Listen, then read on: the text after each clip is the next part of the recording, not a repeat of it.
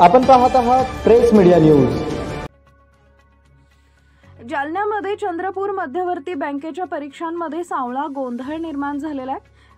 काल देखील तांत्रिक कारणांमुळे परीक्षा पुढे ढकलली होती, मात्र आज होणारा पेपर देखील अचानक रद्द झाल्याने महाराष्ट्रातल्या बाहेर जिल्ह्यातून आलेल्या विद्यार्थ्यांची तारांबळ उडाली आहे। यावेळी विद्यार्थी काँग्रेस नेते योगेश पाटील यांनी आणि विद्यार्थ्यांनी जिल्हाधिकारी यांना निवेदन दिले। काय सांगाल नेमकं या ठिकाणी विद्यार्थ्यांनी आंदोलन केले कलेक्टर ऑफिस समोर, काय नेमकं? चंद्रपूर जिल्हा मध्यवर्ती बँकेच्या जागेसाठी संपूर्ण महाराष्ट्रभरामध्ये ITI कंपनीच्या वतीने परीक्षा घेण्यात येत आहे।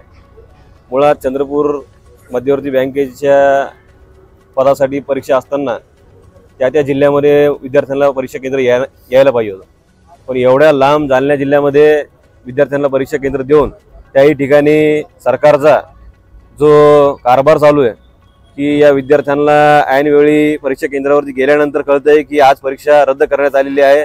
त्यांना ना कोणता मोबाईलवरती मेसेज दिला जातोय ना त्यांना मेल केलं जातंय। TCS IBPS सारख्या मोठ्या कंपन्यांनी आतापर्यंत या परीक्षेचं नियोजन केलेलं आहे, पण नवीनच कोणीतरी सरकारचा मिंदा या परीक्षेचं टेंडर घेतोय आणि या परीक्षेमध्ये हा सावळा गोंधळ चालू आहे। या विद्यार्थ्यांची परीक्षा फीस, या विद्यार्थ्यांचा जाण्या येण्याचा खर्च नेमका कोण करणार याचं उत्तर सरकारने द्यावं। जालना जिल्ह्यात जालना शहरामध्ये येऊन एका महाविद्यालयामध्ये या विद्यार्थ्यांना नाहक असा त्रास दिला जातोय। या प्रकाराचा आम्ही या ठिकाणी जिल्हा काँग्रेस कमिटीतर्फे निषेध करतो आणि या विद्यार्थी बांधवाच्या पाठीशी आम्ही खंबीरपणे उभे आहोत।